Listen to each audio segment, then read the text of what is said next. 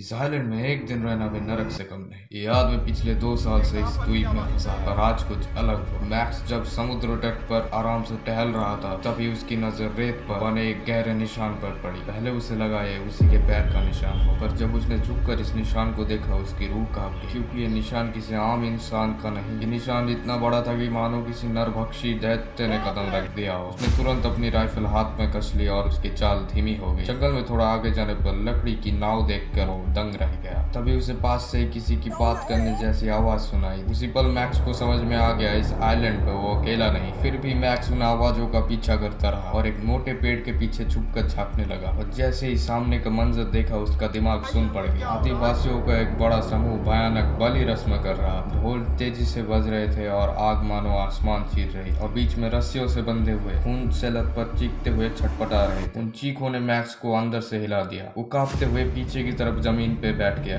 Max जानता था अगर उसे देख लिया गया तो उसका भी अंजाम वही हो। पर जैसे ही मैक्स की नजर रस्सियों में बंधे हुए एक आदिवासी पे पड़ी, उन आंखों में डर नहीं बल्कि दया की भीख और मदद की पुकार थी। 2 साल का अकेलापन भी मैक्स की अंदर की इंसानियत को खत्म नहीं कर पाया। उसने फैसला किया वो चुपचाप खड़ा होकर किसी को मरने नहीं देगा। मैक्स ने पेड़ के पीछे से राइफल उठाई और निशाना साधा। जैसे ही सही मौका मिला उसने ट्रिगर दबाया। गोली की आवाज जंगल में गूंज उठी। पूरे अनुष्ठान में जैसे मानो अफरा तफरी मच गई। इसी मौके का फायदा उठा के एक कैदी वहां से भाग गया। थोड़ी ही दूर पर भागते भागते उस आदिवासी का सामना मैक्स से हो गया। धीरे धीरे वो आदिवासी बिना किसी गुस्से के मैक्स के पास आया, अपना हथियार नीचे रखा, फिर घुटनों में बैठकर मैक्स का पाँव उसके कंधे पे रख दिया, जैसे चुपचाप कह रहा हो जान बचाने के लिए शुक्रिया।